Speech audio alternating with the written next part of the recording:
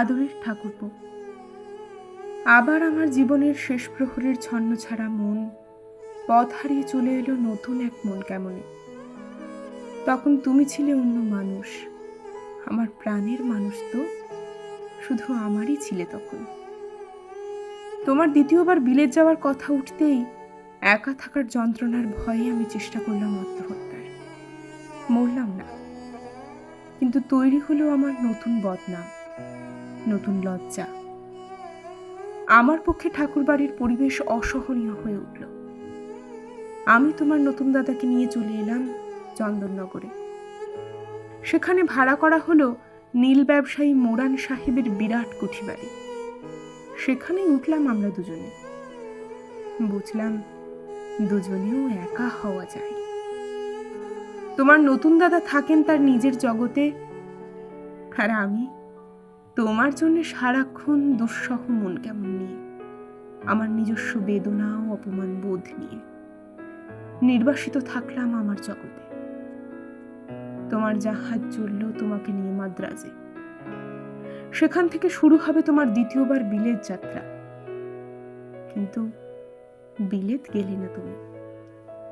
মাদ্রাজে জাহাজ থেকে নেমে চলে এলে আমার কাছে।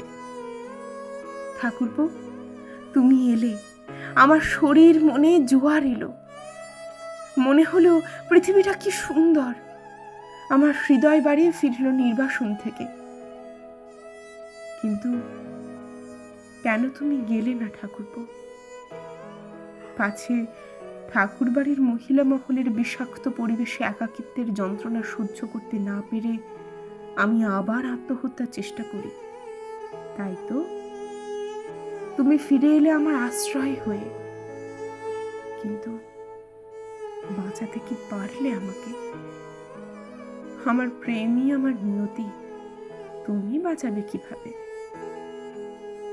ঠাকুরপো, যদি বলি বিলেতের পথ থেকে তোমার ওই ফিরে আসার মধ্যেই নিহিত ছিল আমার মরণের বীজ, সহ্য করতে পারবে?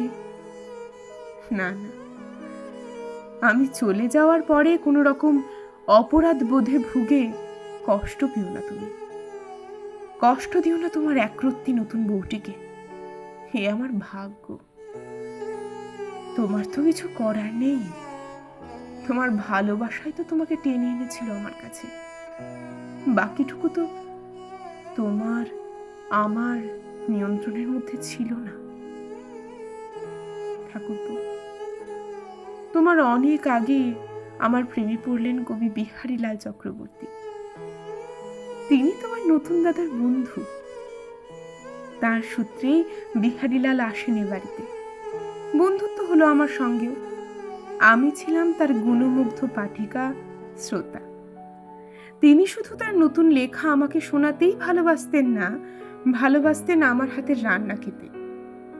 একদিন আমাকে বললেন, তোমার হাতের স্পর্শ আছে বলেই তোমার হাতের রান্না এত ভালো। কথাটা আমার মধ্যে ঠাকুরপো তৈরি করলো নতুন তরঙ্গ।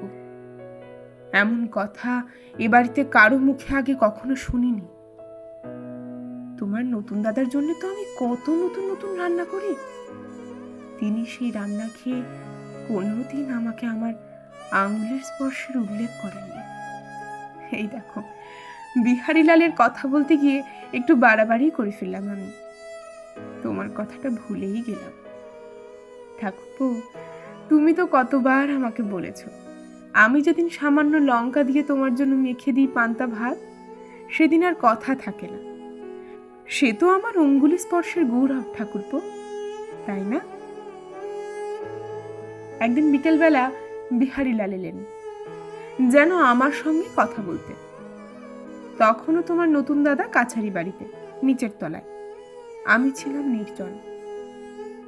বিহারীলাল বললেন, তুমি আমার শারদামঙ্গল কাব্যের সরস্বতী।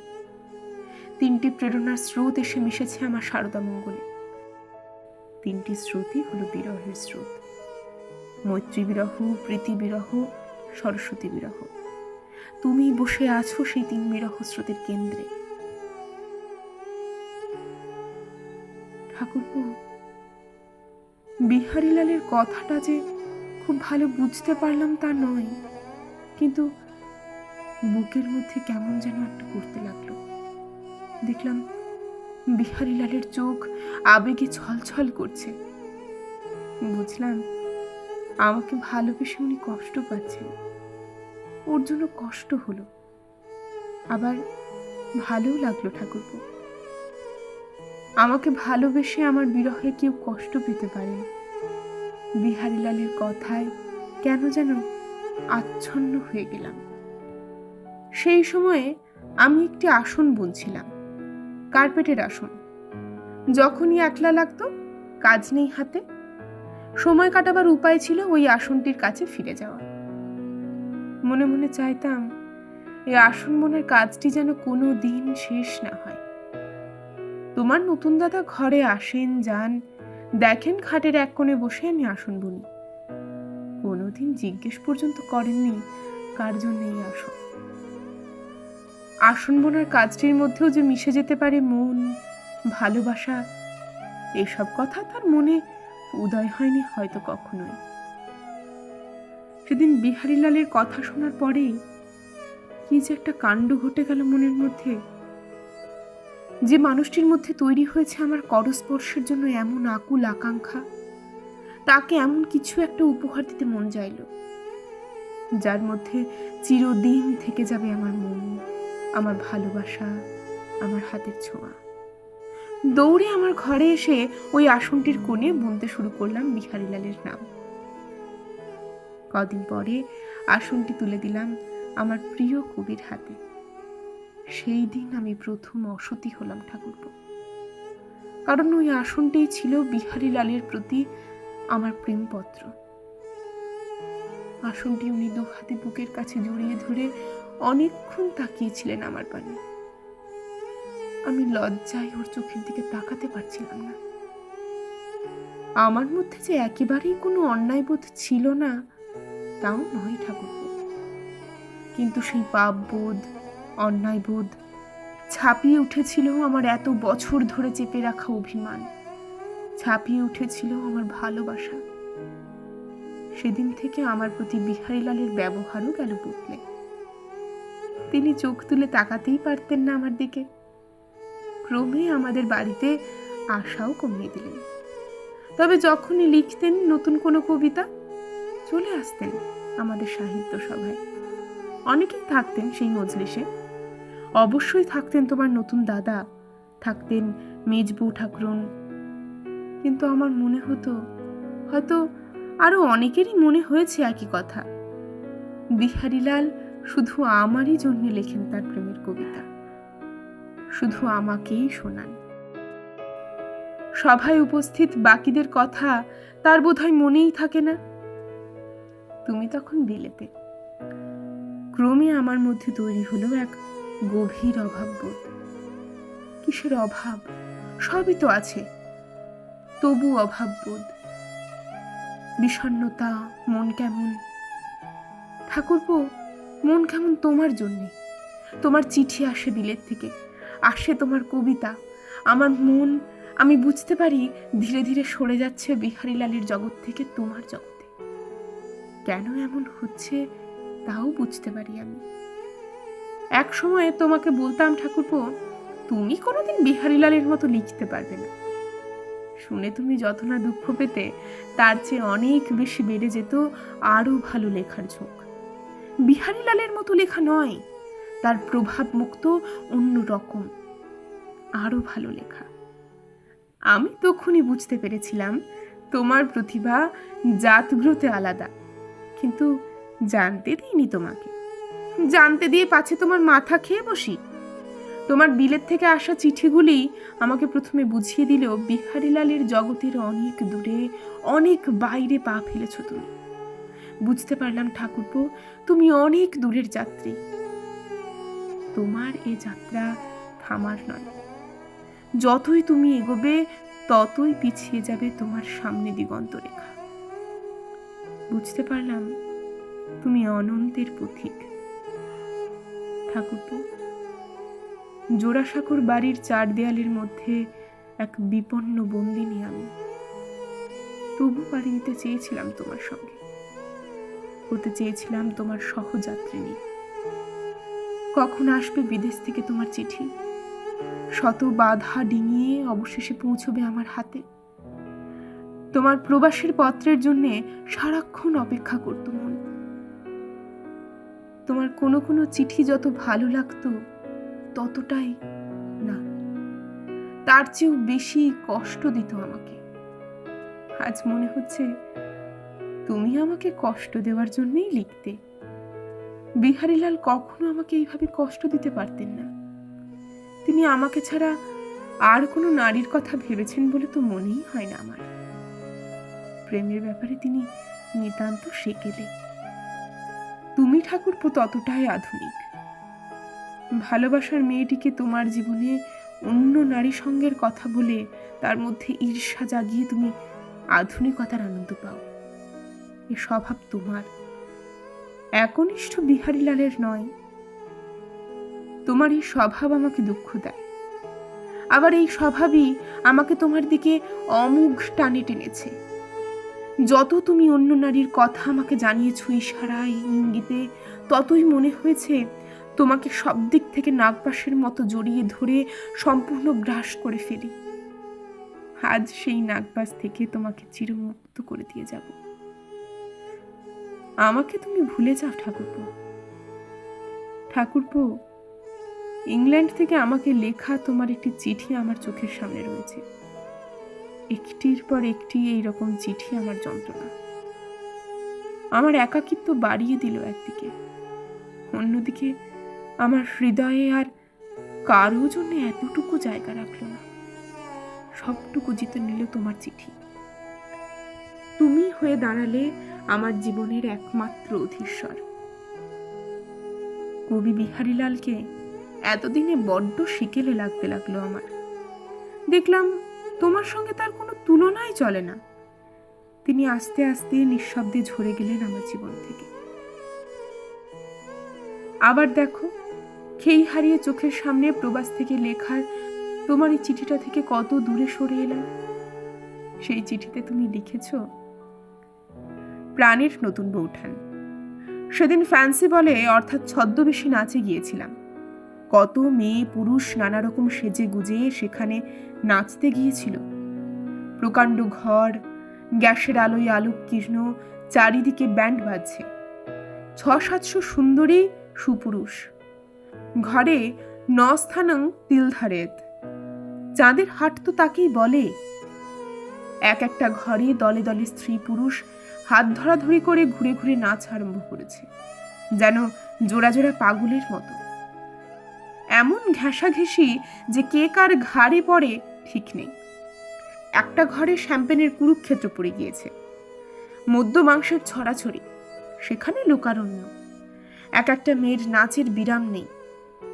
2-3 ঘন্টা ধরে ক্রমাগত তার পা চলছে। মন অধিকার করার যত গোলাগুলি আছে বিবিরা তা অকাতরে নির্দয়ভাবে বর্ষণ করছেন। কিন্তু ভয় করো না নতুন বৌঠান, আমার মতো পাষাণ হৃদয়ে তার একটু আঁচড়ও পড়েনি। একজন দিশি মেয়ে সেজে গিয়েছিলেন, তাকে ভিড়ের মধ্যেও আলাদা করে দেখতে পেলাম। একটা শাড়ি, একটা কাঁচুলি তার প্রধান সজ্জা। তার উপরে একটা চাদর পরেছিলেন। তাতে ইংরেজি কাপড়ের চেয়ে তাকে ঢের ভালো দেখাচ্ছিল। এই ছদ্মবেশী নাচের পার্টিতে আমি সেজেছিলাম বাংলার জমিদারি। জড়ি দেওয়া মখমলের কাপড়, জড়ি দেওয়া মখমলের পাগড়ি ইত্যাদি। এই পর্যন্ত বেশ ছিল, কিন্তু জনকতক ব্যক্তি আমাকে জোর করে দাড়িগোঁফ পরালেন। আর 2-1 মহিলা আমাকে বললেন, দাড়িগোঁফে বেশ মানিয়েছে আমাকে, ভারী ভালো দেখাচ্ছে। কিন্তু নতুন বৌঠান, যে সকল সুন্দরীদের সঙ্গে আলাপ হয়েছে এখানে, তারা কেউই দাড়িগোঁফধারী আমাকে চিনতে না পারায় আমি কাছে যেতেই তারা সরে পড়তে লাগলেন। শেষ পর্যন্ত দাড়িগোঁফ উৎপাটন করে আমাকে নিজরূপ প্রকাশিত করতেই হলো নতুন বৌঠান। ঠাকুরপো, তোমার এই চিঠি পেয়ে আমি মজা পেয়েছিলাম ঠিকই, কিন্তু বুকের মধ্যে হু হু করে উঠেছিল। আমি স্পষ্ট যে দেখতে পাচ্ছিলাম ওই শাড়ি আর কাঁচুলি পরা বিদেশিনী সুন্দরীর সঙ্গে তুমি নাচছ। তোমার সঙ্গে নাচতে নাচতে খুলে গিয়েছে তার পোশাকের ওপরে ঢাকনার মতো চাদরটি। তুমি আর সে পাগলের মতো শুধু নাচছো। তোমরা এতই ঘেঁষাঘেঁষি যে দুজনকে কিছুতেই আলাদা করতে পারছি না আমি। একলা ঘরে এ চিঠি বুকে জড়িয়ে ধরে কত কেঁদেছি ঠাকুরপো। ছুটে চলে যেতে ইচ্ছে করেছে তোমার কাছে, চিৎকার করে বলতে ইচ্ছে করেছে, ফিরে এসো ঠাকুরপো। বিলেত থেকে তুমি যেসব চিঠি লিখেছো আমাকে, তাদের অনেকটাই জুড়ে আছে তোমার মুক্ত নারী সঙ্গের আনন্দ। যেমন নারীর সঙ্গ তুমি এদেশে চাইলেও পাবে না, লিখেছ তাদেরই কথা। এই সুন্দরী বিদেশিনীদের ভিড়ে আমি কোথায় হারিয়ে গেছি ঠাকুরপো। এসব চিঠি পড়তে পড়তে খালি মনে হতো তোমার জীবন থেকে একেবারে মুছে গিয়েছি আমি সহ্য করতে পারতাম না। আর সেই জন্যই বেশি করে চাইতাম তোমার সঙ্গ। ক্রমশই বুঝতে পারছিলাম তোমার কোনো বিকল্প নেই আমার জীবনে। মনে মনে ভাবতাম একবার ফিরে এসো, তোমাকে সব দিক থেকে জড়িয়ে জড়িয়ে আমি গ্রাস করে ফেলবো। কোনো মুক্তির পথ থাকবে না তোমার। কেন ঠাকুরপো, কেন কেন তুমি লিখেছিলে এরকম চিঠি? তোমার আধুনিক মন আমাকে কষ্ট দিয়ে দিয়ে পাগল করে তোমার প্রেমে পতঙ্গের মতো আটকে ফেলতে চেয়েছিল। তুমি লিখেছিলে লন্ডন থেকে। গত মঙ্গলবার একজনের বাড়িতে একটি নাচের নিমন্ত্রণে গিয়েছিলাম। আমি পরেছিলাম নাচ পার্টির উপযুক্ত পোশাক। আমার শার্টটি ছিল একেবারে নিষ্কলঙ্ক ধবধবে সাদা, তার উপরে প্রায় সমস্ত বুক খোলা এক বনাতের ওয়েস্টকোট। ওয়েস্টকোটের মধ্যে সাদা শার্টের সমুখ দিকটা বেরিয়ে, গলায় সাদা নেকটাই, হাতে ছিল একজোড়া সাদা দস্তানা। নতুন বউঠান দস্তানা বিলেতে শীতের জন্য নয়, যে মহিলাদের হাতে হাত দিয়ে নাচবো, আমার খালি হাত লেগে গেলে তাদের হাত যাতে ময়লা না হয় সেই জন্য দস্তানা। রাত 9:30 গিয়ে পৌঁছলাম নাচ পার্টিতে। ঘরের মধ্যে রমণীদের রূপের আলো গ্যাসের আলোকে ম্রিয়মান করে দিয়েছে। নতুন বউঠান সেই নাচ ঘরে ঢুকে মনে হলো রূপের উৎসব পড়ে গিয়েছে। ঘরের ভিতরে প্রবেশ করা মাত্রই চোখে বাঁধা লেগে গেল। ঘরের একপাশে পিয়ানো, বেহালা, বাঁশি বাজছে। ঘরের চারিধারে কোচ চৌকি সাজানো। ইতস্তত দেয়ালের আয়নার উপর গ্যাসের আলো ও রূপের প্রতিবিম্ব করে ঝকমক করছে। নতুন বউঠান, একটা কথা তোমায় না বলে পারছি না, এ আমার স্বীকারোক্তি। নাচবার ঘরের মেঝেটি ছিল কাঠের, তার উপর কার্পেট পর্যন্ত পাতা নেই। এ কাঠের মেঝে এমন পালিশ করা যে পা পিছলে যায়। তবে তোমার এই দেওয়ারটি ক্রমেই আবিষ্কার করেছে যে ঘর যত পিছল হয় ততই নাচবার উপযুক্ত হয়। কেননা একমাত্র পিছল ঘরেই আমার অপটু নাচের গতি সহজ হয়, পা কোনো বাধা পায় না। আপনা আপনি পিছলে যার কাছে যেতে চাই তার কাছেই চলে আসে। নতুন বউঠান, সাহেব মেমদের রোমান্টিক কল্পনার তারিফ না করে পারছি না। ঘরের চারিদিকে যে বারান্দাগুলি আছে তাই গাছপালা দিয়ে ঢেকে কোচ চৌকি রেখে বানানো হয়েছে প্রণয়ীদের জন্য মনোরম কুঞ্জ।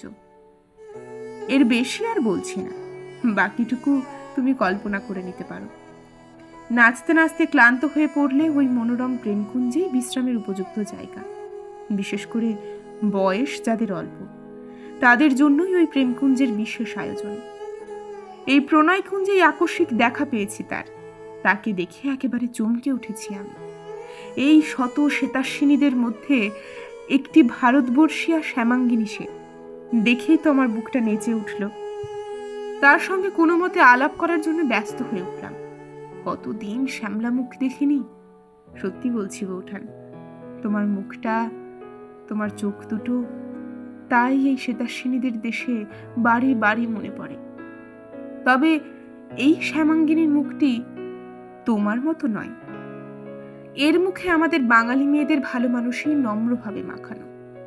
তোমার চোখে মুখে নতুন বউঠান যে ধীময় দুষ্টুমির ভাবটি আছে তা নেই এই শ্যামাঙ্গিনীর মুখে।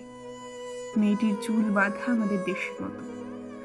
সাদা মুখ আর উগ্র অসংকোচ সৌন্দর্য দেখে দেখে আমার মনের ভিতরটা ভিতরে ভিতরে বিরক্ত হয়ে গিয়েছিল। নতুন বউঠান, বিকেল 4টে বাজতে চলল, তবু অন্ধকার হয়ে আসছে। আজ সারাদিন মেঘ, বৃষ্টি, বাদল, অন্ধকার, শীত। আমাদের দেশে যখন বৃষ্টি হয় তখন মুষলধারে বৃষ্টির শব্দ, মেঘ, বজ্র, বিদ্যুৎ, ঝড়, তাতে একটা কেমন উল্লাসের ভাব আছে। এখানে তা নয়। এখানে টিপটিপ করে সেই একঘেয়ে বৃষ্টি ক্রমাগতই অতি নিঃশব্দ পদসঞ্চারে চলছে তো চলছেই। আমাদের দেশে স্তরে স্তরে মেঘ করে। এখানে আকাশ সমতল, মনে হয় না মেঘ করেছে, মনে হয় কোনো কারণে আকাশের রংটা ঘুলিয়ে গিয়েছে। সমস্তটা জড়িয়ে স্থাবর জঙ্গমের একটি অবসন্ন মুখশ্রী। তারই মধ্যে আমার হঠাৎ মনে পড়ছে প্রণয়কুঞ্জে দেখা সেই শ্যামাঙ্গিনী মুখ। ঠাকুরপো, এই চিঠির শেষে তুমি পুনশ্চ দিয়ে লিখেছ, নতুন বউঠান, ইটালি থেকে তোমাকে চিঠি লিখতে পারিনি। মনে পড়ে গেল ইটালির মেয়েদের বড় সুন্দর দেখতে। অনেকটা আমাদের দেশের মেয়ের ভাব আছে। সুন্দর রং, কালো কালো চুল, কালো ভুরু, ভালো চোখ আর মুখের গড়ন চমৎকার। আমাকে তোমার অন্য নারী সঙ্গের কথা জানিয়ে আঘাত করতে তোমার ভালো লাগতো ঠাকুরপো। এই ছিল তোমার আধুনিকতার নিষ্ঠুরতা। আমি যত এইভাবে আঘাত পেয়েছি ততই হয়তো তোমাকে আরো তীব্রভাবে ভালোবেসেছি। তুমি যে বিহারীলাল নও, তোমার প্রেমে যে খোঁচা আছে, তির্যক আঘাত হানতে পারো তুমি, এসব যত জেনেছি ততই যেন আরো জানবার জন্য মন আমার তৃষ্ণার্ত হয়েছিল। বিহারীলালকে আসন উপহার দেওয়ার পর তিনি লিখলেন, তোমার আসনখানি আদরে আদরে আনি, রেখেছি যতন করে চিরদিন রাখিব। ঠাকুরপো, তোমার কাছ থেকে ছোট ছোট আঘাত পেতে পেতে বিহারীলালের গদগদ সমর্পণের ভাবটি আমার ক্রমে সেকেলে লাগছিল। এ কথা অকপটে স্বীকার করছি।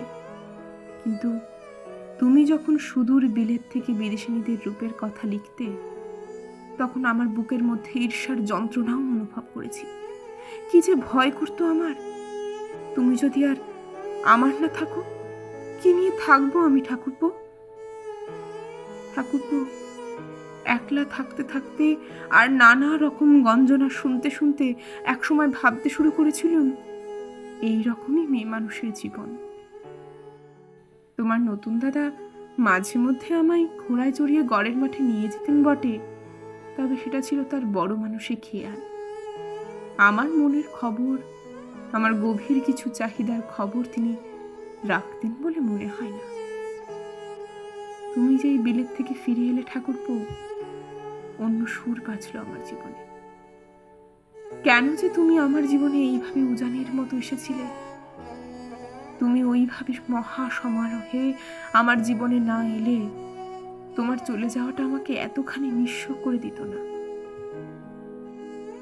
একটি দুপুরবেলার কথা আমি ভুলবো না কোনোদিন। সেদিন আমার খুব জ্বর ছিল। তুমি পাশে বসে পাখার হাওয়া করছো আমাকে, আমি জ্বরে আচ্ছন্ন হয়ে আছি। তুমি হঠাৎ বললে, এতদিন আমার জীবনে নারী বলে যেন কিছুই ছিল না। নারী বলে যে কিছু আছে তা তো এতদিন বুঝতেই পারিনি। সে একরকম মন্দ ছিল না। নতুন বউঠান, যেই তুমি এলে আমার জীবনে, তোমার ভিতর দিয়েই যেন নারীকে চিনল। তোমার কথা শুনে আমার চোখে জল এলো ঠাকুরপো। আমি গরিব ঘরের মেয়ে, খুব যে আদর যত্নের মধ্যে বড় হয়েছি তা তো নয়। ভালোবাসার জন্য বড্ড তেষ্টা ছিল মনের মধ্যে। বিয়ের পরে তোমাদের বাড়ির বউ হয়ে এসে একমাত্র তোমার কাছেই জীবনে প্রথম আদর যত্ন ভালোবাসা পেয়েছিলাম। তোমাকে তাই প্রথম থেকেই আমি কাছে টেনে নিয়েছিলাম। তার মধ্যে কোনো মিথ্যা ছিল না। তোমার কথার উত্তরে সেদিন বলেছিলাম, আমার ভিতর দিয়ে তুমি যে নারীকে চিনতে পেরেছ, সে নারী তো কেবল আমি। আমাকে জানলে মেয়ে জাতটাকেই জানা হয়ে গেল। এমন ঠুনকো কথা তোমাকে মানায় না ঠাকুরপো। তাছাড়া আমি অতি সাধারণ এক গৃহবধূ, তার মধ্যে নারী জাতির কতটুকুই বা প্রকাশ পেতে পারে। তুমি উত্তরে বলেছিলে, নতুন বৌঠান, তুমি জানো মাকে আমি বেশি পাইনি। তোমার মতো আমার ছেলেবেলাটাও কেটেছে আদর যত্নের অভাবে। মায়ের ঝোঁক ছিল জ্যোতিদাদা আর বর্দার উপরেই। আমি ছিলাম তার কালো ছেলে। মা যেদিন আমাদের জীবন থেকে চিরদিনের জন্য বিদায় নিলেন, তুমি এলে আমার জীবনের সবটুকু জুড়ে। তোমার কথা শুনে আমি বলেছিলাম, ঠাকুরপো, তোমাকে আমি আঁকড়ে ধরে রাখতে চেয়েছিলাম সব দিক থেকে। তুমি যাকে বলেছ নাগপাশের বন্ধন, ধীরে ধীরে আমার শরীর মন তোমার ডাকে সাড়া দিল। কিন্তু তা বলে তুমি যদি বলো আমার ভিতরেই তুমি জানতে পেরেছ সমগ্র নারী জাতিকে, আমি সেই ভার বহন করতে পারবো না ঠাকুরপো। আমি অতি সাধারণ মেয়ে। তুমি বললে, নতুন বৌঠান, তুমি আমার জীবনে আসার আগে কিন্তু বুঝিনি মেয়েরা কত ভালোবাসে, কত আদর ঢেলে দিতে পারে একটি পুরুষের জীবনে। আমি এবারের কালো ছেলে, সেই কালো ছেলেকে তুমি এমন ভালোবাসলে কি করে? এ কথা শুনে তোমার হাতটি নিজের হাতের মধ্যে নিয়ে আমার বুকের মধ্যখানটিতে রেখে দিলাম অনেকক্ষণ। মনে হলো সেখানকার জ্বালা একটু কমছে। ঠাকুরপো, 1878 থেকে 1880 এ 2 বছরে আমি একটি কথা ক্রমে বুঝতে পেরেছিলাম, তোমাকে না পেলে আমার পক্ষে বেঁচে থাকা অসম্ভব। এই 2 বছর তুমি ছিলে বিলেতে, আর আমি ছিলাম দিন রাত তোমার বিরহে। যত দিন গিয়েছে তত বেশি কষ্ট পেয়েছি। এত কষ্ট হয়তো পেতাম না যদি আমার একটি সন্তান থাকতো। তাকে অবলম্বন করেই না হয় বাকি জীবনটুকু কাটিয়ে দিতাম। ঠাকুরপো, সন্তান না হওয়ার সব দায়িত্বই, সব অক্ষমতায় আমার উপর বর্তালো। কোনো ডাক্তারি পরীক্ষা হয়নি, অথচ আমাকেই বহন করতে হলো বন্ধাত্বের বদনাম। তোমাকে সব কথা বলতে পারবো না, কিন্তু এই বদনাম সহ্য করার নিঃসঙ্গ অপমান থেকে আমাকে কেউ বাঁচালেন না, তোমার নতুন দাদাও নন। আমার যে সন্তান হলো না, তার জন্য জোড়াসাঁকোর ঠাকুরবাড়ির নির্মম পরিবেশে আমি দায়ী হয়ে গেলাম চিরকাল। ঠাকুরপো, তুমি যখন বিলেতে, তখন আমার কোল জুড়ে, বুক জুড়ে পেলাম আমার নদিদি স্বর্ণকুমারী দেবীর ছোট্ট মেয়ে উর্মিলাকে। সে সারা দিন থাকতো আমার কাছে, যেন আমি তার মা। আমি তাকে খাওয়াতাম, পড়াতাম, শোয়াতাম, খেলতাম তার সাথে। আমি তার মামি হয়ে উঠলাম মা। মাতৃত্বের সেই স্বাদ যা ক্ষণিকের জন্য এসেছিল আমার জীবনে, তা কোনো দিন আমার পক্ষে ভুলে যাওয়া সম্ভব নয়। সেটা ছিল 1879-র 31শে ডিসেম্বর, আমার জীবনের এক ভয়ঙ্কর দিন। তোমার চিঠি এসেছিল বিকেলের ডাকে। এই তো সেই চিঠি, একেবারে আমার চোখের সামনে। নতুন বৌঠান, এদেশে যে মেয়েরা সুন্দরী তারা জানেন তারা সুন্দরী। বিলেতে আত্মসৌন্দর্য অনভিজ্ঞতা যুবতী দেখবার জো নেই। এখানে সৌন্দর্যের পূজা হয়। আমাদের দেশের পুরুষ এইভাবে নারীর তনুশ্রীর প্রকাশ্য পূজা করতে হাজার কুণ্ঠায় ভোগেন। তাই আমাদের দেশের সুন্দরীরা বিশ্বাস করতে শেখেননি তারা সুন্দরী। তাদের শারীরিক আবেদনের অনেকটাই তাই মাঠে মারা যায়। বিলেতে ঠিক উল্টো। এখানে রূপ কোনো মতে গুপ্ত থাকতে পারে না, রূপাভিমান সুপ্ত থাকতে পারে না। চারিদিক থেকে প্রশংসার কোলাহল তাকে জাগিয়ে তোলে। রূপের আলো দেখবা মাত্র ভক্তদের পতঙ্গ হৃদয় চারিদিক থেকে ঝাঁকে ঝাঁকে তাকে ঘিরে ফেলে। ও রূপসী যেদিকে যান, সেই ফড়িংয়ের দল তার চতুর্দিকে লাফিয়ে চলতে থাকে। বলরুম নৃত্যে সুন্দরী রমণীর দাম অত্যন্ত চড়া। নাচে সেই রমণীর সান্নিধ্য সুখ পাওয়ার জন্য দরখাস্তের স্রোত বইতে থাকে। তার হস্তচ্যুত রুমাল কুড়িয়ে দেওয়ার জন্য পুরুষদের শত শত মুগ্ধ হাত প্রস্তুত। তার তিলমাত্র কাজ করে দেওয়ার জন্যে শত পুরুষ কায়মনোবাক্যে দিবারাত্র নিযুক্ত। নতুন বৌঠান, এ তো গেল রূপসীদের চড়া দামের কথা। এবার আমার মতো রূপবান তরুণদের প্রসঙ্গে আসা যাক। বলরুম নৃত্যে তোমার এই দেওরটিরও যথোচিত আদর আছে। আমি এখানকার কিছু কিছু ড্রয়িং রুমের ডার্লিং হয়ে উঠেছি। এ কথা বললে খুব একটা মিথ্যে বলা হবে না। তবে এ কথা বলছি না, যুবতীরা ইতিমধ্যেই আমাকে তাদের আদর দিয়ে দিয়ে অনর্থ করে তুলেছে। যদিও অদূর ভবিষ্যতে সে সম্ভাবনা নেই এমন কথাও বলছি না। নতুন বৌঠান, আমি নিশ্চিত এ কথা শুনে তোমার এখানে আসতে অত্যন্ত লোভ হবে। তোমার মতো শ্যামল সুন্দরী বিলেতের মতো রূপমুগ্ধ দেশে এলে এখানকার হৃদয় রাজ্যে এত ভাঙচুর লোকসান হতে পারে যে সে একটা নিদারুণ করুণর সুদ্দীপক ব্যাপার হয়ে উঠবে। হে আমার বউ ঠাকুরুন, এদেশে এমতো অবস্থায় তোমার হৃদয়টিকেও যে খরচের খাতায় লিখতে হবে। এদেশে এলেই বুঝবে এখানে রূপের মতো সুপারিশপত্র আর নেই। আমাদের দেশের রূপবতীদের ভাগ্য নিতান্তই মন্দ। তাদের রূপ অন্দরমহলের চৌহদ্দি পেরোতে পারে না। বাইরের জগতে সেই রূপের কোনো অধিকার নেই, আধিপত্য নেই। এবার এদেশে আমার অবস্থার একটু বিশদ বিবরণে আসা যাক। বিলেতে আমার বিশেষ ভাব হয়েছে দুই সুদর্শনা মিস এর সঙ্গে। একটি নিমন্ত্রণ সভায় এই দুই রূপসী শ্রেষ্ঠ মিস কেমন চুপচাপ গম্ভীর হয়েছিলেন। ছোট মিস একটা কৌচে গিয়ে হেলাম দিয়ে বসলেন, আর বড় মিস দেয়ালের কাছে এক চৌকি অধিকার করলেন।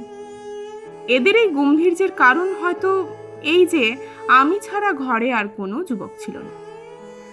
তরুণ নেত্র তাদের রূপ এবং সাজসজ্জা যেমন উপভোগ করতে পারে, এমন তো আর চশমা চক্ষু পারে না। যাই হোক, আমি যতদূর সম্ভব মিস দ্বয়কে আমোদে রাখবার জন্যে নিজেকে নিযুক্ত করলাম। কিন্তু দুর্ভাগ্যক্রমে আমি কথোপকথন শাস্ত্রে তেমন বিচক্ষণ নই। এখানে যাকে উজ্জ্বল ব্যক্তিত্ব বলে তাও নই। অনর্গল গল্প হাসি আসে না। আকারে ইঙ্গিতে কথার আভাসে আমি রূপসীকে জানিয়ে দিতে পারি না যে আমার চকর নেত্র তার রূপের জ্যোৎস্না ও আমার কর্ণচাতক তার বাক্যধারা পান করে স্বর্গ সুখ ভোগ করছে। তাই মিস দ্বয়কে একটি গান গেয়ে শোনালাম। আমার গান দুই মিসেরই ভালো লাগলো বলে মনে হলো। ছোট মিস আমাকে গানটি ইংরেজিতে অনুবাদ করে বলতে অনুরোধ করলেন। আমি অনুবাদ করলাম। বউ ঠাকুরুন, গানটি হলো প্রেমের কথা আর বলো না। ঠাকুরপো, তোমার এই দীর্ঘ চিঠিটি পড়তে পড়তে আমি অন্যমনস্ক হয়ে পড়েছিলাম। মনে হচ্ছিল তুমি যেন আমার আর সেই চেনা মানুষটি নও। বিলেত তোমাকে অনেক অনেক বদলে দিয়েছে। এদেশে ফিরে এসে তোমার এই নতুন বৌঠানকে আর ভালো লাগবে না। এক পাগল হাওয়ার বাদল দিনে তুমি আমার চোখের দিকে তাকিয়ে বলে উঠেছিলে, ঠাকুরপো, আমার চোখের চাওয়ার হাওয়া দোলায় তোমার মন। বলেছিলে আমি আছি বলে তোমার ভাষায় লাগে সুন্দর আবরণ। বলেছিলে আমার ছোঁয়ায় তোমার হৃদগগনে দেখা দেয় সোনার মেঘের খেলা। নীলনয়নাদের দেশ থেকে ফিরে বাংলায় এই কালো মেয়ের চোখের চাওয়ায় শরীরের স্পর্শে আর কি কিছুই পাবে তুমি? এইসব কথা ভাবতে ভাবতে আমি অন্যমনস্ক হয়ে পড়েছিলাম। ছোট উর্মিলা যে কখন আমার চোখের আড়ালে চলে গেছে খেয়াল করিনি। সে নড়বড়ে পায়ে ছাদের পিছনে লোহার ঘোরানো সিঁড়ি দিয়ে নিচে যাচ্ছিল। ডাল সামলাতে পারল না, পড়ে গেল গড়াতে গড়াতে। মাথায় লাগলো আঘাত। হঠাৎ নিচে কাজের লোকেদের চেঁচামেচিতে আমার ঘোর ভাঙল। আমি দৌড়ে নিচে গেলাম। উর্মিলা ততক্ষণে নিথর হয়ে গেছে। তার প্রাণটুকু বেরোতে বেশি সময় লাগেনি। সেই থেকে নিজের কাছে বড় অপরাধী হয়ে গেছি। দায়ী করেছি নিজেকে। আমার পাপের জন্য কি মরতে হলো উর্মিকে? ঠাকুরপো, তোমার প্রতি আমার এই প্রেম, এই অন্যায় অন্যায়। একদিন উর্মিকে মরতে হলো, আজ আমাকে মরতে হচ্ছে। হয়তো তুমিও কষ্ট পাবে, তছনছ হবে আজীবন। আমার প্রাণের রবি, বেলা পড়ে আছে, বিকেল গড়িয়ে যাচ্ছে সন্ধ্যার দিকে। আমার জীবনের শেষ সূর্যাস্ত, শেষ সন্ধে, সেই সকাল থেকে লিখছি। মনের মধ্যে ক্রমশ জমে উঠছে মেঘ, স্মৃতির বিদ্যুৎ চমকে উঠছে ঝোড়ো বাতাসে। মনে পড়ছে 2 বছর পরে ফিরে এলে তুমি বিলেত থেকে। শেষ হলো আমার বিরহের বেলা। আকাশ কুসুম চয়ন, জোয়ার এলো আমার জীবনে, তোমাকে ফিরে পাওয়ার আনন্দের জোয়ার। তুমিও যেন গানে, সুরে, কবিতায় প্রেমের উজান হয়ে ফিরে এলে। আমরা আমাদের প্রাণের খুশি কিছুতেই চেপে রাখতে পারিনি। প্রকাশ ঘটল আকাশে, বাতাসে, লতায় পাতায়, দিনের আলোয়, রাতের অন্ধকারে। জোড়াসাঁকোর ঠাকুর বাড়ি হঠাৎ উপচে পড়ল তোমার আমার প্রাণের সুনন্দে, তোমার আমার প্রাণের সুনন্দে। তুমি তখন 19, আমি 21। ঠাকুরপো, শুধু তুমি তো ফিরে এলে না, আমার মনে এলো তুমি আমার জীবনে ফিরিয়ে আনলে সেই চাঁদ, সেই ছাদ, সেই দক্ষিণ বাতাস। তুমি লিখতে লাগলে রোজ নতুন নতুন গান, আমারই জন্য, আমারই প্রেরণায়। দুপুরবেলা আমার পাশে খাটে বসে বসে কত কবিতা লিখতে তুমি। ছবির মতো ভেসে উঠছে সেই সব স্মৃতি। মনের মধ্যে ক্রমেই ঘন হচ্ছে মন কেমনের বাদল। এই ঘন মেঘ আমাকে মনে করিয়ে দিচ্ছে অন্য কথা। তোমার ফিরে আসার পর গড়ে উঠল তোমার আমার এক গাঢ় গাহন গোপন ভুবন। সেই পৃথিবী শুধু তোমার আমার, আর কেউ নেই সেখানে, কারো প্রবেশাধিকার নেই। তোমার আমার প্রেমের প্রথম প্রকাশ ঘটল একটি বাগানের মধ্যে। সেই বাগানের গাছে গাছে ফুটে উঠল আমাদের ভালোবাসা, ফুলে ফুলে রঙিন হয়ে থাকলো আমাদের প্রাণের বাসনা। তুমি সেই বাগানের নাম দিলে নন্দনকানন। আমার ঘরের সামনে ছোট্ট ছাদটিতে দুজনে মিলে তৈরি করলাম সেই বাগান। আমরা দুজনে কত সন্ধে রাত কাটিয়েছি সেই নন্দনকাননে। দিনের শেষ সেখানে যেতাম গা ধুয়ে, প্রসাধন শেষ করে তোমার গান শোনার জন্য তৈরি হই।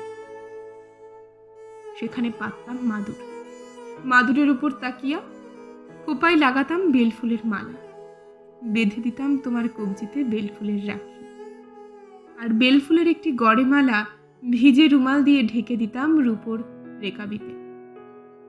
যেদিন হতো পূর্ণিমা, সেদিন যে কি রূপ খুলতো এই পরিবেশের, সব মনে পড়ছে আমার। দক্ষিণের আকাশ থেকে উড়ে আসতো হু হু বাতাস। হঠাৎ গান গাইতে গাইতে তোমার আবির্ভাব হতো যেন দেবদূত। তোমার সেই গান ছড়িয়ে পড়তো আকাশ ভরে, তারায় তারায়। একদিন হঠাৎ তুমি বললে, নতুন বৌঠান, শুধু গান শুনলেই হবে না গো, গলা মেলাও আমার সঙ্গে। আমিও পড়ে গেলাম মহাবিপদে। সংকোচ গলা চেপে ধরলো আমার। বললাম, ঠাকুরপো, এ তোমার অন্যায় অনুরোধ। তোমার কণ্ঠের সঙ্গে কণ্ঠ মেলানোর কণ্ঠ কোথায় আমার? তুমি বললে, নতুন বৌঠান, ভেবো না তোমার গান আমি লুকিয়ে চুরিয়ে শুনিনি। একটা কথা তোমাকে জানাই বৌঠান, আমার গান তোমার মতন করে পৃথিবীর আর কোনো মেয়ে গাইতে পারে না। সুর যে তোমার রক্তে, তুমি সুর পেয়েছো জন্মসূত্রে। তোমার ঠাকুরদা জগন্মোহন গঙ্গোপাধ্যায় রাগ সঙ্গীতের সাধক। তোমার কণ্ঠে উপচে পড়ছে সুর, কণ্ঠ মেলাও আমার সঙ্গে। জোড়াসাঁকোর ঠাকুর বাড়িতে শুরু হোক সঙ্গীত চর্চার নতুন যুগ। ঠাকুরপো, একমাত্র তোমারই জন্যে আমি গিয়েছি। গিয়েছিল আমার প্রেম, আমার আদর। আমার প্রাণে যতটুকু সুর ছিল সব দিয়েছিলাম তোমাকে। সে গান কতদিন হলো বন্ধ হয়ে গেছে। ঝরে গেছে নন্দনকাননের প্রাণ। অথচ একদিন আমার গান শেষ হতেই আমার দুটি হাত ঘনভাবে ধরলে তুমি তোমার হাতের মধ্যে, তোমার বুকের ওপর। যেন তোমার প্রাণের উপর আগলে রাখলে আমার হাত, বললে, ধরণী তলে যে ভাষায় শুধু তুমিই কথা বলতে পারো, নতুন বৌঠান, কোমল তব কোমল করে পরশ করো পরানো পরে। মন জুড়ে মন কেমনের মেঘের মধ্যে আবার চমকে উঠল বিদ্যুৎ। ঠাকুরপো, আবার মনে পড়ে গেল অন্য এক পূর্ণিমার রাত। এই নন্দনকাননে চারধারে চাঁদের আলো, চারধারে ফোটা ফুলের মেলা, তারই মধ্যে এসে দাঁড়ালে তুমি, দীর্ঘাঙ্গ ঋজু সুঠাম। তোমার নতুন দাদা খুবই রূপবান পুরুষ, কিন্তু তোমার রূপে আগুন আছে রবি। সে আগুন তোমার প্রাণের, তোমার গানের, সে আগুন ছড়িয়ে যায় সবখানে। সেই আগুনেই পুড়েছি আমি। আরো কত নারী পূর্বে তোমার চলার পথে পথে। চাঁদের আলোয় ভেসে যাচ্ছে নন্দনকানন, তুমি এসে দাঁড়ালে সেখানে। মনে হলো পূর্ণিমার গায়েও আগুন লাগালে। সেই আগুন তোমার চোখে চোখ রাখলো, সেই আগুন আমার কাঁধে হাত রাখলো, সেই আগুন তার বুকের মধ্যে আমাকে বলল, নতুন বৌঠান, তোমাকে আমার হৃদয় কথা জানিয়ে একটি গান লিখেছি আজ। তাকে বসিয়েছি ছায়ানট রাগিনীতে। সেই আগুন সত্যি কে উঠল পৃথিবীতে শুধু আমারই জন্যে।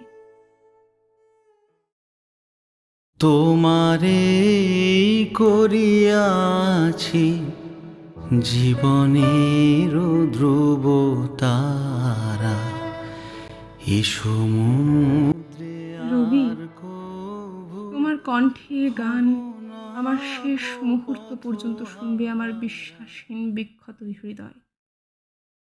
তোমার মনে আছে কি বলেছিলে, কেমন ভাবে বলেছিলে তুমি আমাকে গানের কথাগুলি? আমি তোমার চোখের দিকে তাকিয়ে, তোমার বুকের উপর মাথা রেখে, তোমার আগুনে পুড়তে পুড়তে বিশ্বাস করেছিলাম রবি, আমি সত্যিই তো তোমার জীবনের ধ্রুবতারা। আর কোনো পথ তোমাকে ডাকবে না, ডাকলেও সাড়া পাবে না তোমার। জীবন সমুদ্রে তোমাকে আমাকে তুমি হারাবো না কোনোদিন। বিশ্বাস করেছিলাম তুমি যেখানেই যাও, যার কাছেই যাও, তোমার জীবনে আমার প্রকাশ আর কখনো অন্য কোনো প্রেম আচ্ছন্ন করে দেবে না। বিশ্বাস করেছিলাম ঠাকুরপো, তুমি বোঝো আমার দহন, আমার কান্নার মর্যাদা আছে একমাত্র তোমার প্রেমে। আমার নয়ন জলের আলো সত্যি তুমি বুঝি দেখতে পাও ঠাকুরপো। আমার সহজ সরল ভালোবাসা বিশ্বাস করেছিল আমি তোমার জীবন থেকে যদি মুহূর্তের জন্যেও সরে যাই, জীবন সমুদ্রে হারিয়ে ফেলবে তুমি কুল কিনারা। আমার মুখ সর্বদা জেগে আছে সঙ্গোপনে তোমার মনের মুখ। সেখানে অন্য কোনো মুখ যদি হঠাৎ দেখা দেয়, তুমি লজ্জায় মরে যাবে ঠাকুর। এ কথা বিশ্বাস করেছিলাম আমি। আমি কেমন করে বিশ্বাস করব বলো? মাত্র 6 মাসের মধ্যে তুমিই বদলে যাবে এতটা। লিখতে পারবে, হেথা হতে যাও পুরাতন, হেথায় নতুন খেলা আরম্ভ হচ্ছে। আমার হৃদয় শুধু বলছে অসম্ভব, এ অসম্ভব। ঠাকুরপো, আজও তো শ্রাবণের মেঘ কালো হয়ে নামে বনের মাথায়। আজও তো খড় বিদ্যুৎ খান খান করে রাতের বক্ষ। আজও তো তোমার বুকের মধ্যে শুনতে পাই বারুণী নদীর তরল রব, শুনতে পাই রিমঝিম ঘন বর্ষণের সমস্ত প্রকৃতি জুড়ে কাজরি গাথা। আজও তো তোমার বাহুতে মাথা রেখে তোমার সঙ্গে আবার দেহে মনে এক হয়ে যেতে ইচ্ছে হয় ঠাকুরপো। তবু আমার টুকরো টুকরো হৃদয় শুধু বলছে অসম্ভব, সে অসম্ভব। ঠাকুরপো, কেন এমন হলো? কেন তুমি কথা রাখলে না? আমি যে তোমাকে বড্ড বিশ্বাস করেছিলাম রবি। প্রাণের রবি, তুমি ফিরে এলে বিলেত থেকে। ঠাকুর বাড়িতে এলো গান বাজনার আনন্দের সৃজনের মননের নতুন যুগ। 1882 মধ্যে সত্যিই ঠাকুর বাড়িতে ঘটল সংস্কৃতির নবজাগরণ। আর তোমার প্রেমের প্রেরণায় সেই সমারোহের কেন্দ্রে সরে এলাম আমি, শ্যাম গাঙ্গুলির 3 নম্বর মেয়ে, যার না আছে শিক্ষার গৌরব, না আছে রূপের জৌলুস। রবি, তুমি আমাকে ভালোবাসলে বলেই তো তোমার হাত ধরে আমি দাঁড়ালাম সেই নবজাগরণের প্রাণদুহিতা হয়ে। তোমার সুরে, গানে, কবিতায়, নাটকে হইচই ফেলে দিলে তুমি। তোমার প্রাণের বন্যায় ভেসে গেল যেন সারা বাংলাদেশ। আর আমি তোমার অলৌকিক সৃজন স্রোতে জলকন্যার মতো ভাসতে লাগলাম। মনে হলো সবাইকে বলি, দুও দুও দুও।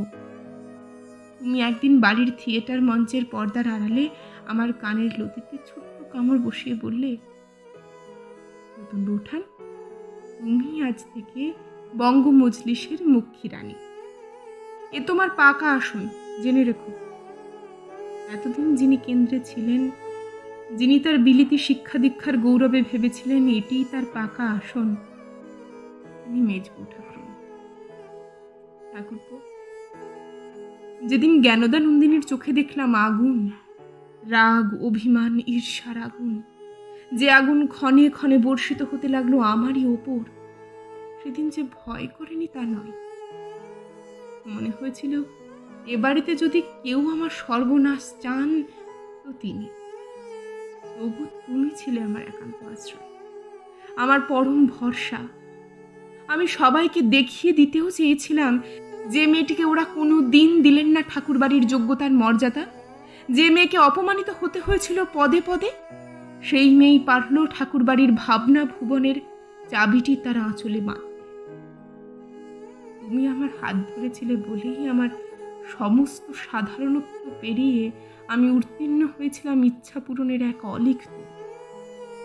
তখন কি জানতাম ঠাকুরপো, আমি আসলে পুঁতেছি আমার বিজয় বৈজয়ন্তী চোরাবালির উপর। তোমার নতুন দাদা লিখলেন নতুন নাটক অলিখবাবু। সেই নাটকে আমি সুযোগ পেলাম একেবারে নায়িকার ভূমিকায়। জ্ঞানদানন্দিনী মোটেই ভালো চোখে দেখলেন না ব্যাপারটা, কিন্তু তার তো আর নায়িকা হওয়ার বয়স নেই। তাকে মেনে নিতেই হলো নায়িকা হিসেবে আমাকে।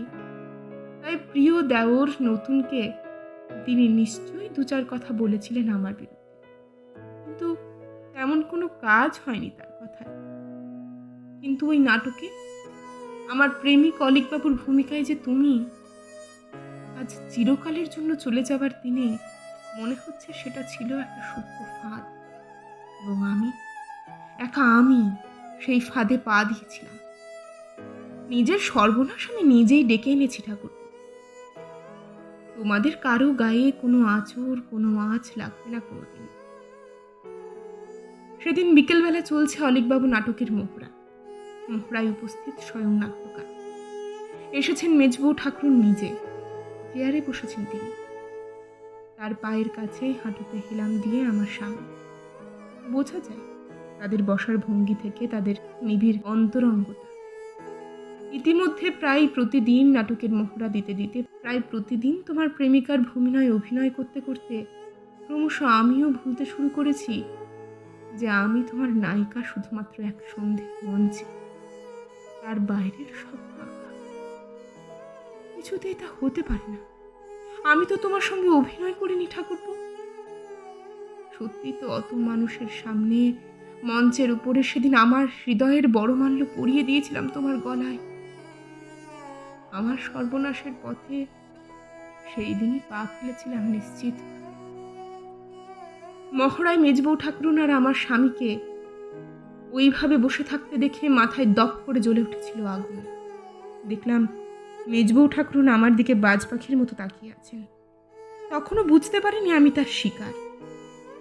সত্যি সত্যি ঘনিয়ে আসছে আমার মৃত্যুর মুহূর্ত। এই নাটকের মোহরায় রোপিত হয়েছিল আমার ধ্বংসের বীজ। ঠাকুরপো, আমি মেজবউ ঠাকুরনকে শুনিয়ে শুনিয়ে সেদিন তোমার হাত ধরে তোমার চোখের দিকে সরাসরি তাকিয়ে উচ্চারণ করলাম আমার স্বামীর লেখা লাইনগুলি। এই জগতের সমক্ষে চন্দ্র সূর্যকে সাক্ষী করিয়া মুক্ত কণ্ঠে বলিব, 1,00,000বার বলিব, তুমি আমার স্বামী। 100বার বলিব, সহস্রবার বলিব, 1,00,000বার বলিব, আমি তোমার স্ত্রী। অন্যদিনও মহড়ার সময়ে কতবার বলেছি এই লাইনগুলি, কিন্তু সেদিন বলেছিলাম এমন আকুলতার সঙ্গে যে তুমিও তাকিয়ে রইলাম। আমার কথা শেষ হওয়ার পরেও যাওয়ার দিনে বলে যায়, তোমার সেই নীরব আরতিময় আখিপাতের মায়া ভুলতে পারিনি। আমি তাকালাম মেজবউ ঠাকুরনের দিকে, চোখে তার কি ঘৃণা, কি রাগ, কি ঈর্ষা। মনে হলো তুমি কি পারবে আমার হাত ধরে দাঁড়াতে এই ভয়ঙ্কর প্রতিকূলতার বিরুদ্ধে? সেই প্রথম ভয় দেখা দিল আমার মনে, মৃত্যু ভয়। মেজবউ ঠাকুরন উঠে গেলেন মহড়া থেকে, কিছুক্ষণের মধ্যে চলে গেলেন তোমার নতুন দাদা। কদিনের মধ্যেই বাবা মশাইয়ের কাছ থেকে আদেশ এলো তোমার মেজদাদা সত্যেন্দ্রনাথ ঠাকুরের কাছ থেকে, তোমাকে দ্বিতীয়বার বিলেত যেতে হবে ব্যারিস্টার হওয়ার জন্য। আমি বুঝলাম মেজবউ ঠাকুরনের অব্যর্থ চাল। আমার দাঁড়াবার কোনো জায়গা থাকলো না। বাবা মশাইয়ের আদেশ তো চাপা হুঙ্কার। রবি, তোমারই বা শক্তি কোথায় টু শব্দ করার? ইতিমধ্যে ঠাকুর বাড়ির পরিবেশ দ্রুত বদলাতে লাগলো। গান বাজনার সমাবেশ সরে গেল মেজবউ ঠাকুরনের বাড়িতে। তোমার নতুন দাদাকেও ধীরে ধীরে সরিয়ে নিলেন তিনি আমার কাছ থেকে, তার প্রশ্রয় ও আশ্রয়। থিয়েটারের জগতের দিকে পা বাড়ালেন জ্যোতিরিন্দ্রনাথ, তার ঘনিষ্ঠতা বাড়ল নটীদের সঙ্গে। ঠাকুর বাড়ির মেয়ে মহলের ব্যবহার আরো নিষ্ঠুর হয়ে উঠল। শুধু তোমার ভালোবাসার জোরে, তোমাকে কাছে পাওয়ার আনন্দে আমি বেঁচে রইলাম। এই অবস্থায় তোমাকে দ্বিতীয়বার বিলেত পাঠাবার কথা উঠল। এই তো ফিরলে 2 বছর পরে। কি কষ্ট পেয়েছি 2 বছর তোমাকে একবারও না দেখে। আবার বিচ্ছেদ, একাকিত্ব, মন কেমনের কষ্ট। বুঝলাম তোমাকে ছেড়ে থাকা আমার পক্ষে অসম্ভব। সেই যন্ত্রণা আরো একবার সহ্য করার শক্তি আমার মধ্যে নেই। তোমাকে বললাম সে কথা, কত করে অনুরোধ করলাম, যেও না ঠাকুরপো, আমাকে ছেড়ে যেও না, বাঁচবো না আমি তোমাকে ছাড়া। তবু তোমাকে নিয়ে তোমার জাহাজ ছাড়লো বিলেতের পথে। আমার রাগ হলো, আমার অভিমান হলো, অপমানিত মনে হলো। আমার মনে হলো তোমাকে ভালোবেসে কষ্ট পাওয়ার শক্তি আমার ফুরিয়ে গেছে। আমি আত্মহত্যার চেষ্টা করলাম, কিন্তু সে চেষ্টা আমার ব্যর্থ হলো। সবাইকার চাপা হাসি আর করুণার মধ্যে আমি ফিরে এলাম জীবনে। কারও বুঝতে বাকি রইল না তোমার সঙ্গে ছাড়াছাড়ির কষ্ট সামলাতে না পেরে আমি আত্মহত্যার চেষ্টা করেছিলাম।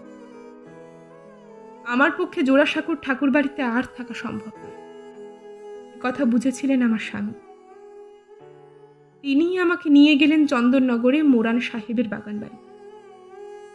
তিনি আশা করেছিলেন হয়তো সেখানে গঙ্গার বাতাস আমার হৃদয় জোড়ালো, হৃদয় জোড়ালো।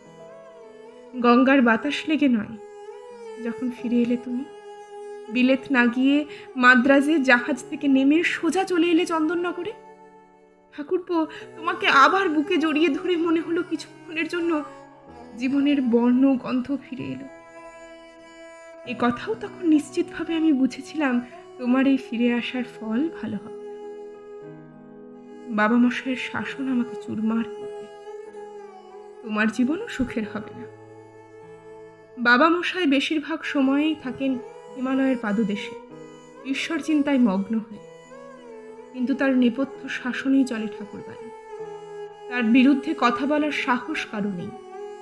সে কথা বোঝে বাড়ির ইট, কাঠ, পাথরও। আমার জীবনের সবচেয়ে সুখের কদিন কেটেছিল তোমার সঙ্গে ঠাকুরপো, তোমার নিরবিচ্ছিন্ন সংসর্গে চন্দননগরে। তোমার সঙ্গে এমন মনোবাসের কোনো সুযোগ পাইনি আমি জোড়াসাঁকোর বাড়িতে। মনে পড়ছে সকাল থেকে বৃষ্টি সেদিন, তুমি আমাকে শোনাবে বলে সুর বসালে বিদ্যাপতির ভাড়া বাদর মহাভাদর পদ্মীতে।